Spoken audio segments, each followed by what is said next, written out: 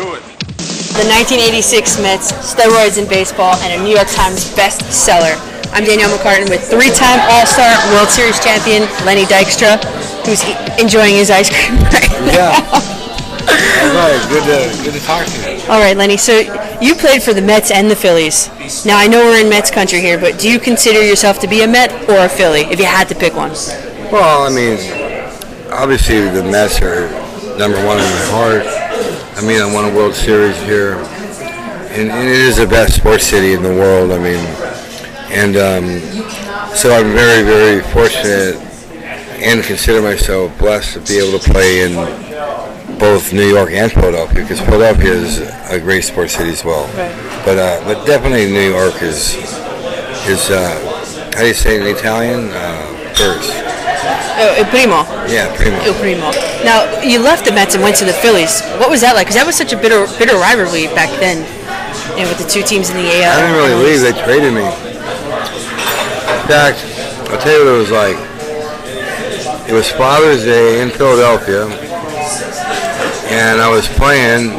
The right-handed pitcher was pitching, and like after my second at bat, Davey Johnson says, "You're done." I'm like, "What?" So I go up the runway, I'm all mad, upset, and I'm like listening, watching TV, and I hear Harry Callis say, "A lot of action today around the bat. Initials are LD." So I said, "Oh, I just got traded." So it's kind of weird, you know. Later, like you're sitting in your like locker and you wait for them to get the tap. They want to see you in the office. So I went in there and he said, "Hey, I want to thank you for helping us win a World Series. We just traded you to Philadelphia." So I said, "Wait, you mean the team I just kicked, like the team I just kicked their ass, that team?" And I said, "What do I do? Meet them at home plate? How does it work?" Oh my God. So it was kind of interesting, but yeah. And then we went to the World Series there too. We've heard all the legends about the plane coming back from the World Series, 86 World Series. All a joke. It was it that destroyed? Because Mookie Wilson told me no. It wasn't destroyed at all. It was a joke. It's the same old story. Yeah.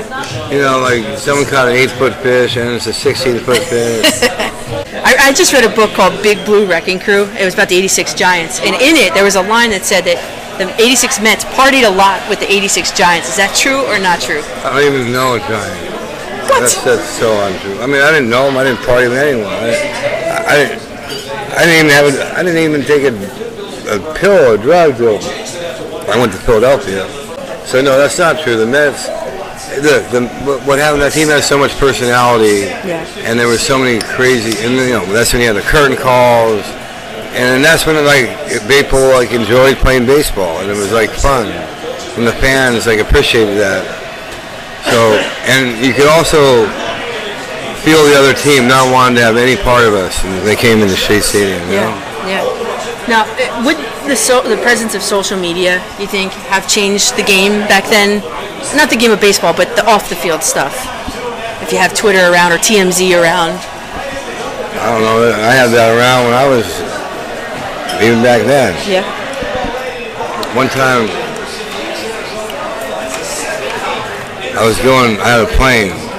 And my driver had a Rolls Royce. They repossessed my Rolls Royce right at the steps of my plane. Wow. And TMZ was there.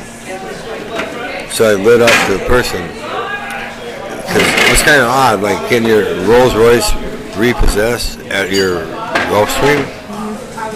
Tom, that's kind of still this is my life though. Yeah. All or nothing. Yeah. You've said you really didn't eat HGH in your cereal, but you did say that I started taking steroids because I had to. Was that obviously to keep up with the competition of all the other guys in the league at that point in time? Well, I mean, I'm a little guy. How tall are you? 5'2", 3" with shoes on. They are. So I'm a little guy. But I was way ahead of the curve, I mean, my life is on the line. Yeah. Meaning, I didn't know what drug they were going to give me. I mean, so when I got traded in '89, and I played every day, I didn't forget how to hit. I just got too weak. I got run down. So in the off season, when I lived in Mississippi, people actually do live there. So I just found some hillbilly doctor and I said, look, because see, what happened was Lee Thomas, the general manager, said, look, it was your first year playing full season. You're going to be our guy next year, and you don't have to look at the lineup. So I knew that 90 was going to be like. So then I said, well, I got to figure out how to stay strong. So I went to this doctor, and I didn't know what he was going to give me. He gave me a drug called Decadurabolin. I went to Rite Aid. I got in line. He said, come back. I'll show you how to do it. I go back to his office. He's got a harpoon like this waiting for me. Oh my God. And then I show up in the spring training at 190 like a Greek statue. Yeah. And said, there's a new sheriff in town. There's a new era upon us. What do we do with the steroid era players in the Hall of Fame? Do they belong in or in a separate wing or not at all? That's a good point. Well, now, here's the problem with that point. What about the ones that take amphetamines? What about the ones that take pain pills? What about the ones that have extramarital affairs? What about the ones? Well, whatever. I'm saying, like, what's the threshold? Right. I've had this argument with a lot of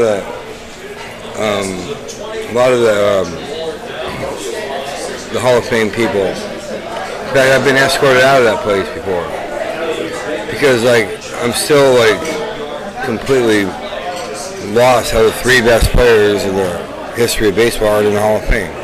I mean, Pete Rose, I understand. I mean, and they'll never get in because they there's a pact that when Barty Monty died, they felt it was from.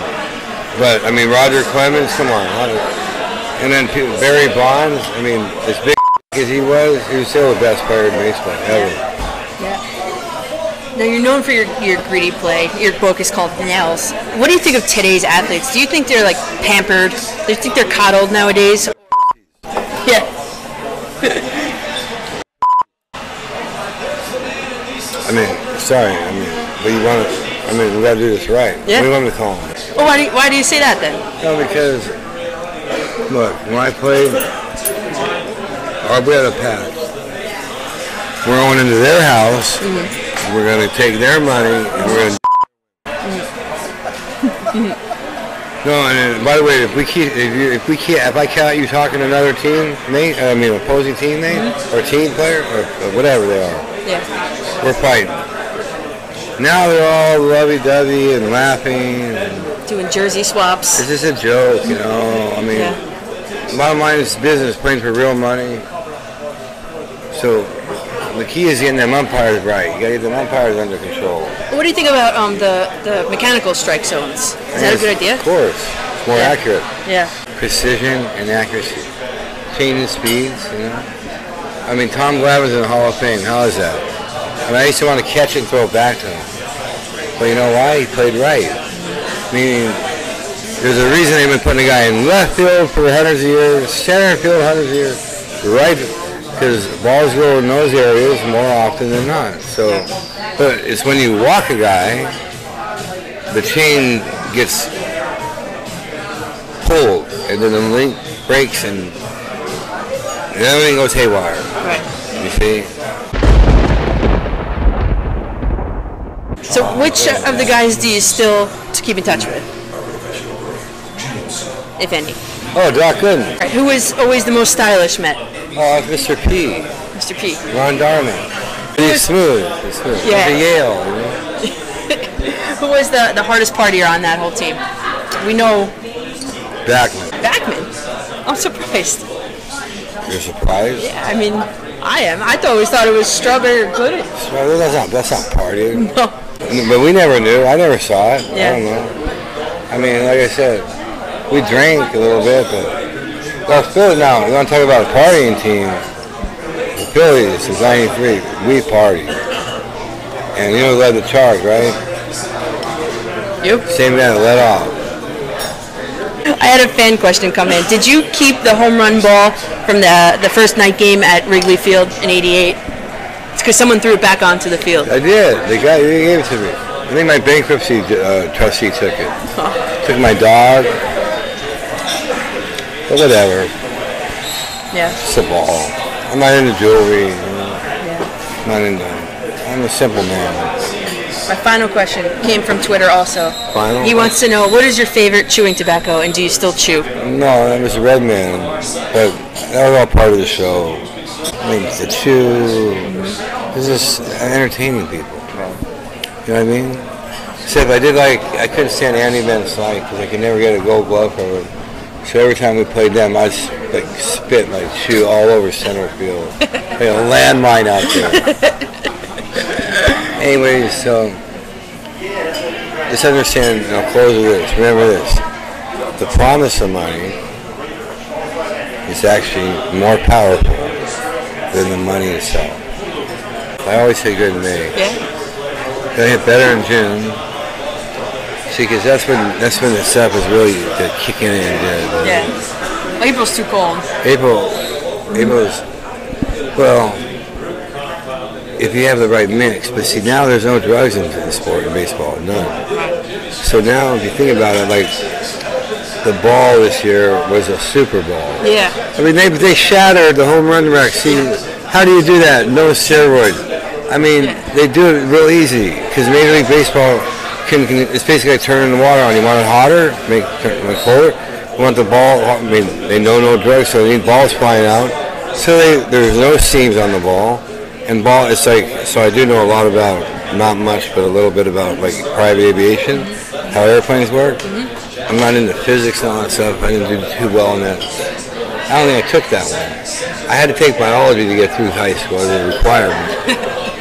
I hate it, but physics, well, so when a plane is landing, the flaps went out. Yeah. So think about the seams. If the seams are up, it makes it harder to travel through the air. Yeah. Well, the seams weren't even, there was more blisters. Look at this setup later. Yeah. See, there's other stuff you can look up too. But this is one, more blisters this year than any year ever. And I ain't talking about fever blisters either. It comes from the laces.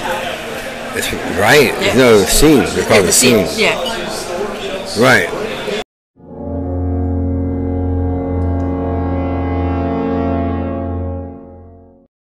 All right. Well, I'm Danielle McCartan. This is Lenny Dykstra. Thank you very much. Appreciate your time. Yeah.